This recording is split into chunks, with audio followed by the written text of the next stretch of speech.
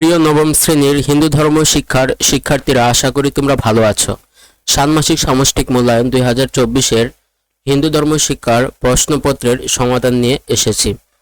প্রিয় শিক্ষার্থী, প্রশ্নটি লক্ষ্য করলে প্রথমে দেখতে পাবে এখানে খবরের কাগজ বিশ্লেষণ করে নিউজ লেটার তৈরি, এ বিষয়টির কথা বলা হয়েছে। কাজ একে দেখানো হয়েছে খবরের শিরোনাম লিখি।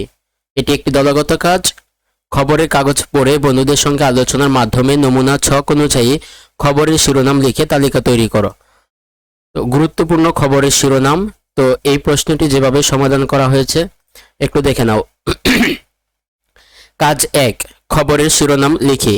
আমার পাওয়া খবরের শিরোনাম, বন্ধুর পাওয়া খবরের শিরোনাম।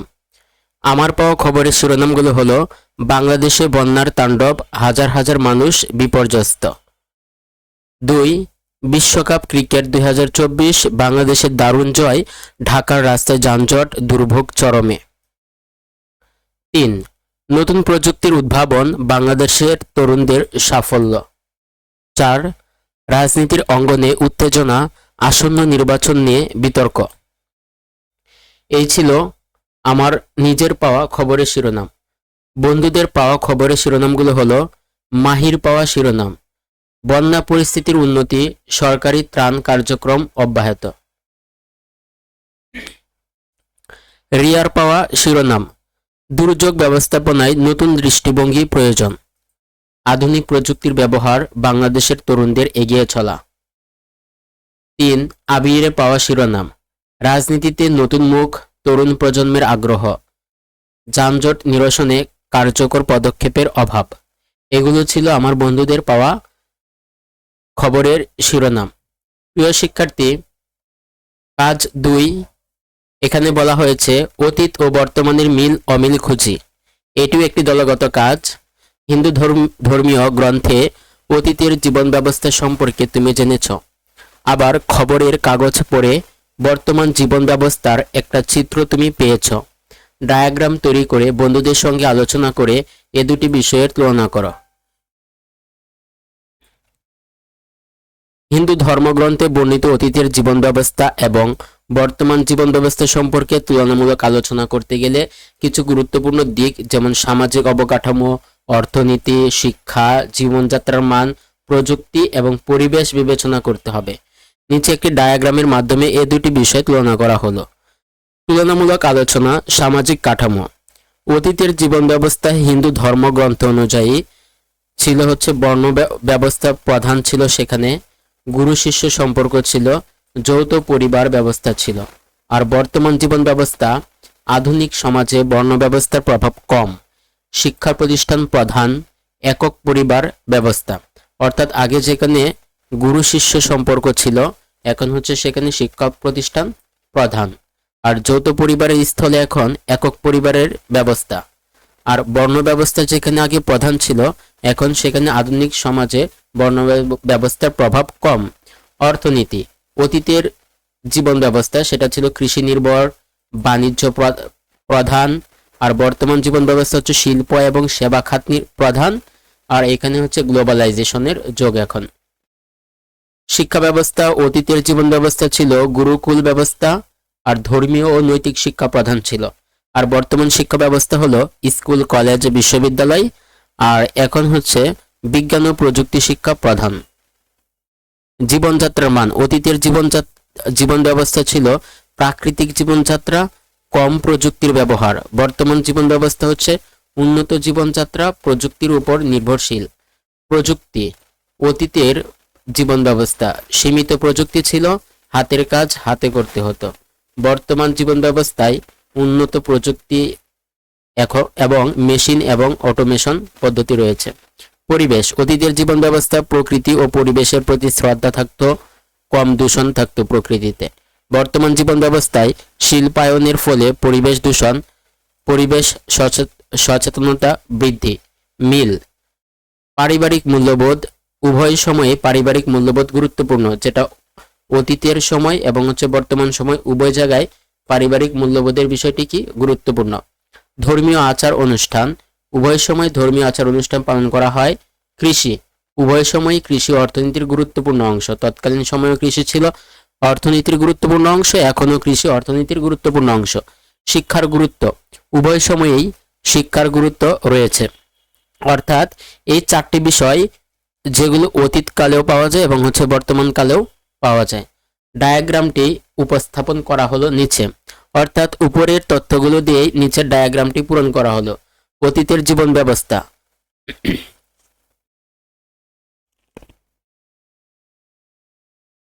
প্রিয় শিক্ষার্থী, অতীতের জীবন ব্যবস্থার জন্য আমরা এই যে তোমরা ঘরটি দেখতে পাচ্ছ, সেই ঘরটি হচ্ছে অতীতের জীবন ব্যবস্থার জন্য, আর এই যে বড় এই পাশের ঘরটি এটি হচ্ছে বর্তমান জীবন ব্যবস্থার জন্য, এবং মাঝখানে যে অংশটুকু সেই অংশটুকু হলো মূলত অতীতের জীবন এবং বর্তমান জীবন, এই দুটি জীবন ব্যবস্থায় যে মিলগুলো রয়েছে সেই মিলগুলো হলো এই মাঝখানে অবস্থিত, অর্থাৎ এটা কমন সেট আর কি।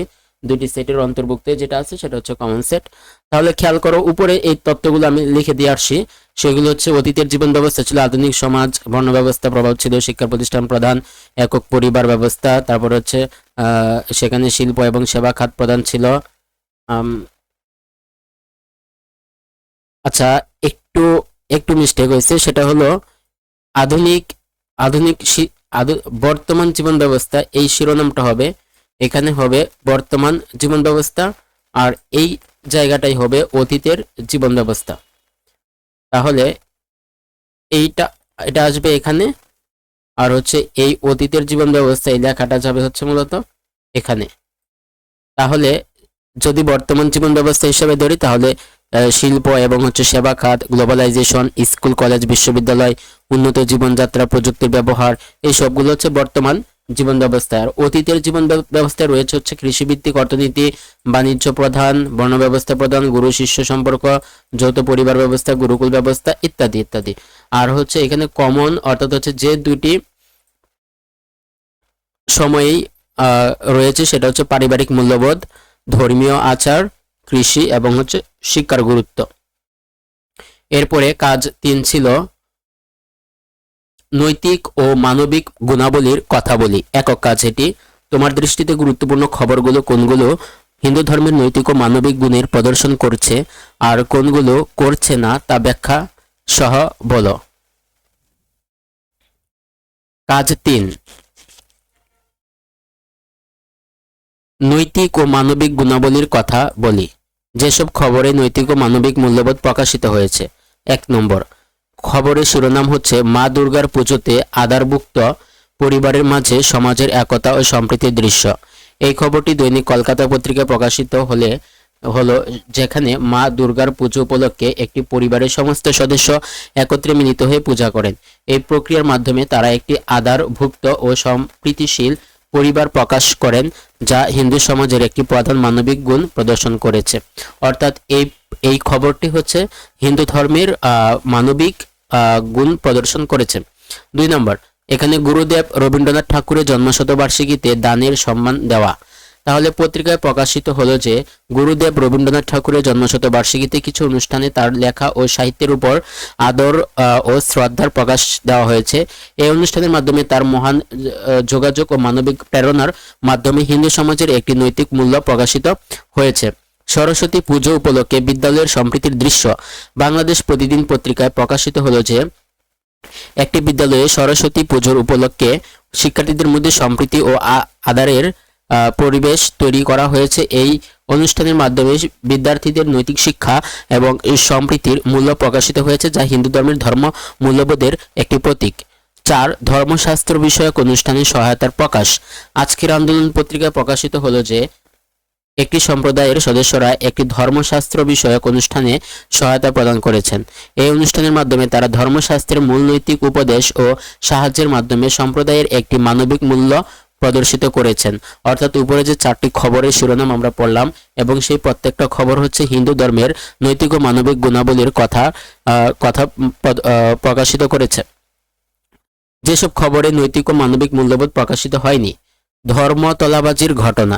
একটি পত্রিকায় প্রকাশিত হলো যে একটি পূর্বাচার্য বা গৃহস্থ যে মধ্যে ধর্মতলাবাজির ঘটনা ঘটে তার দোষ দেখানো হয়নি।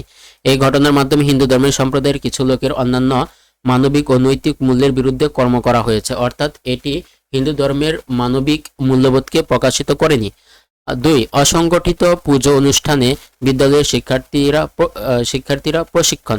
একটি পত্রিকা প্রকাশিত হলো যে একটি বিদ্যালয়ে অসংগঠিত পুজো অনুষ্ঠানে শিক্ষার্থীদের প্রশিক্ষণ দেওয়া হয়েছে। এই ঘটনা ধরে নেওয়া হয়েছে যে পুজো অনুষ্ঠান ব্যতিক্রম করার জন্য ধর্মীয় আদালতের প্রতিবেদনের অন্তর্নিহিত অংশে যে কোনো সাহায্য প্রদান করে। অর্থাৎ এখানে পূজা অর্চনার জায়গাটিতে প্রশিক্ষণের ব্যবস্থা করা, এটি হয়তো হচ্ছে কি হিন্দু ধর্মের যে মানবিক মূল্যবোধ ও নৈতিকতার মানে একটু বিরুদ্ধ কাজ হয়েছে, এবং সেটি হচ্ছে মানবিক মূল্যবোধ এবং নৈতিকতাকে প্রকাশ করেনি। অর্থাৎ এখানে আমি 2টি ঘটনা উল্লেখ করেছি। প্রিয় শিক্ষার্থীরা, তোমরা এরকম অসংখ্য খবর দেখে থাকবে, সেখান থেকে তোমাদের ইচ্ছে মতো আরো কয়েকটি খবর উল্লেখ করবে যেগুলোতে হচ্ছে হিন্দু ধর্মের নৈতিক গুণাবলী এবং হচ্ছে কি মূল্যবোধ প্রকাশিত হয়নি। কাজ 4, যেখানে বলা হয়েছে প্রতিবেদন লিখতে হবে। প্রতিবেদন লিখি, তোমার বিদ্যালয় বা এলাকার একটি ইতিবাচক উদ্যোগ চিহ্নিত করো। হিন্দু ধর্মের প্রধান প্রধান গ্রন্থের নির্দেশনা, হিন্দু ধর্মীয় রীতিনীতি ইত্যাদির আলোকে ইতিবাচক উদ্যোগটি স্বরূপ উদ্যোগের গ্রহণ করার কারণ ফলাফল বিশ্লেষণ করে একটি প্রতিবেদন লেখো। প্রিয় শিক্ষার্থীরা, এখানে আমি একটি নমুনা উত্তর প্রদান করেছি। দেখো, একটি উদাহরণ হিসেবে ধরা যাক আমি একটি বিদ্যালয়ের সর্বাধিক আয়োজনে পূজা অনুষ্ঠানের একটি উদ্যোগ চিহ্নিত করেছি। এই পুজো অনুষ্ঠান প্রতি বছরের পুজোর উপলক্ষে আয়োজিত হয় এবং এটি বিদ্যালয়ের মূল বিশ্বাসের একটি অংশ। উদ্যোগের স্বরূপ মানে এই যে পূজা অর্চনার যে বিষয়টি খুব সর্বাধিক গুরুত্ব দিয়ে আয়োজন করা হয়, সেই উদ্যোগের স্বরূপটা কি? পূর্বাচার্য নির্দেশিত পূজা অনুষ্ঠান। এই উদ্যোগে বিদ্যালয়ের শিক্ষার্থীদের প্রশিক্ষণ দেওয়া হয় যেন তারা পূর্বাচার্য নির্দেশিত ধর্মীয় পদক্ষেপ গ্রহণ করতে পারেন। এটি ধর্মীয় শিক্ষা ও অভিজ্ঞতার মাধ্যমে হিন্দু ধর্মের রীতি এবং নৈতিক মূল্যবোধের অনুসরণ করতে সহায়তা করে। এটি হচ্ছে উদ্যোগের স্বরূপ। উদ্যোগ গ্রহণের কারণ, কেন এই উদ্যোগটি গ্রহণ করা হয়? ধর্মীয় শিক্ষার প্রয়োজনীয়তা। বিদ্যালয় ধর্মীয় শিক্ষার গুরুত্ব বোঝার জন্য এই পূজা অনুষ্ঠানে গোপনীয় অভিজ্ঞতা প্রদান করে। এটি শিক্ষার্থীদের ধর্মীয় জীবনযাপনের উপর প্রভাব ফেলে এবং তাদেরকে সম্প্রদায়ের মানদণ্ডের সাথে মেলায়। ফলাফল, সম্প্রদায়ের একতা ও শ্রদ্ধার বৃদ্ধি। এই উদ্যোগ বিদ্যালয়ের সম্প্রদায়ের একতা এবং শ্রদ্ধার বৃদ্ধি করে। এটি সম্প্রদায়ের সদস্যদের মধ্যে ভাতি উদ্ভাবন করে এবং তাদেরকে সাম্প্রদায়িক মূল্য ও নৈতিকতা উপদেশ দেয়। এই প্রতিবেদনের মাধ্যমে বর্ণিত উদ্যোগটি বিদ্যালয়ের ধর্মীয় সম্প্রদায় এবং মানদণ্ডের প্রকাশ করছে এবং তার পরিণাম হিসেবে সম্প্রদায়ের একতা ও সংবাদের প্রকাশ করে। প্রিয় শিক্ষার্থীরা, তোমরা আশা করি এর চেয়ে আরো ভালো করে গুছিয়ে এবং সুন্দর করে একটি প্রতিবেদন লিখবে তোমাদের পাঠ্যপুস্তকের বইয়ের আলোকে। আমি শুধু তোমাদের একটি নমুনা উত্তর এখানে প্রদান করলাম। এরপরে কাজ 5, সেটি ছিল হচ্ছে নিউজ লেটার তৈরি করা। এখানে নিউজ লেটার তৈরি করি, দলগত ও একক কাজ। এটি খবরের কাগজের যে ইতিবাচক খবরগুলো পেয়েছো তা চিহ্নিত করো। তারপর তোমার বন্ধুদের পরিবারে হিন্দু ধর্মীয় শিক্ষার আলোকে এই গুণাবলী কিভাবে অনুশীলন করছে তা আলোচনা করে খাতায় নোট রাখো। এবার তোমার গৃহীত মানবিক ও নৈতিক গুণাবলী অনুশীলনের খবরগুলো দিয়ে এককভাবে 1 পৃষ্ঠার একটি নিউজ লেটার তৈরি করো। নিউজ লেটারে যা যা থাকতে পারে, নিউজ লেটারের নাম থাকবে, শিরোনাম থাকবে, খবর থাকবে, ছবি থাকবে, সাক্ষাৎকার থাকবে। প্রিয় শিক্ষার্থী, এটির একটি নমুনা উত্তর আমি তৈরি করেছি। দেখো, নিউজ লেটার তৈরি। হিন্দু ধর্মের মানবিক ও নৈতিক গুণাবলী। এটি হচ্ছে আমার যে নিউজ লেটার তার হচ্ছে শিরোনাম, হিন্দু ধর্মের মানবিক ও নৈতিক গুণাবলী। নিজস্ব প্রতিবেদক, দৈনিক প্রথম আলো, ঢাকা। আমারও আমার বন্ধুদের পরিবারে হিন্দু ধর্মের গুণাবলী অনুশীলন হয় বিভিন্ন উপায়ে। এটি ধর্মীয় শিক্ষা, পথানুসার এবং দৈনন্দিন জীবনের বিভিন্ন দিকের মাধ্যমে ঘটে। কিছু সাধারণ উদাহরণ দেওয়া হলো। 1, পূজার অনুষ্ঠান এবং ধর্মীয় উৎসবগুলির অনুষ্ঠান যেমন দুর্গাপূজা, দীপাবলি, রাম নবমী ইত্যাদি পরিবারের সদস্যদের ধর্মীয় অনুষ্ঠানে অংশগ্রহণ করে তাদের মধ্যে একতা এবং ধর্মীয় মানদণ্ড বোঝায়। ধর্মীয় শিক্ষার প্রয়োগ। পরিবারের বৃহত্তর সদস্যরা অধ্যয়নের মাধ্যমে প্রাতিষ্ঠানিক হিন্দু ধর্মের মূল প্রতিষ্ঠান শিখতে উৎসাহিত করেন। সামাজিক কর্মকাণ্ড। অন্যকে সেবা করার জন্য হিন্দু ধর্মীয় অভিবাসন, এটি ধর্মীয় সংস্কৃতির একটি গুরুত্বপূর্ণ অংশ। ধর্মীয় গ্রন্থগুলির অধ্যয়ন এবং বিচার ধারার অনুসরণ। বাচ্চাদের বিভিন্ন ধর্মীয় গ্রন্থের মধ্যে শিক্ষা দেওয়া হয় এবং তারা ধর্মীয় বিচারধারার মতামত অনুসরণ করা প্রয়োজন অনুভূত করে। ধর্মীয় মন্ত্রীদের সাথে সাম্য। বড় পরিবারে মন্ত্রীর মধ্যে পরিবারের সদস্যদের জীবনে ধর্মীয় পথের উপর আলোচনা করা হতে পারে। এই উপায়গুলো মিশে যেন আমরা এবং আমার বন্ধুদের পরিবারে হিন্দু ধর্মের গুণাবলী অনুসরণ করা হয়। প্রিয় শিক্ষার্থী, এখানে এটি হচ্ছে সংবাদের শিরোনাম বা হচ্ছে তোমার নিউজ লেটারের শিরোনাম, এবং এটাকে তুমি হচ্ছে খবর হিসাবে ধরবা, এবং এই অংশটি তোমাকে সেখানে ছবি সংযোজন করার কথা বলা হয়েছে। তাই এখানে একটা হিন্দু ধর্মের যে আচার অনুষ্ঠান আছে সেগুলোর একটা ছবি সংযোজন করা হলো। প্রিয় শিক্ষার্থী, তোমরা ইচ্ছা করলে একটি সাক্ষাৎকার এখানে জুড়ে দিতে পারো। এই ছিল তোমাদের আজকের হিন্দু ধর্ম শিক্ষার প্রশ্নপত্রের সমাধান। প্রিয় শিক্ষার্থী, পরবর্তী প্রশ্নগুলোর উত্তর এবং সাজেশন পেতে আমাদের এই চ্যানেলটি সাবস্ক্রাইব করে রাখবে। আজকের মতো এই পর্যন্তই। তোমরা ভালো থাকো।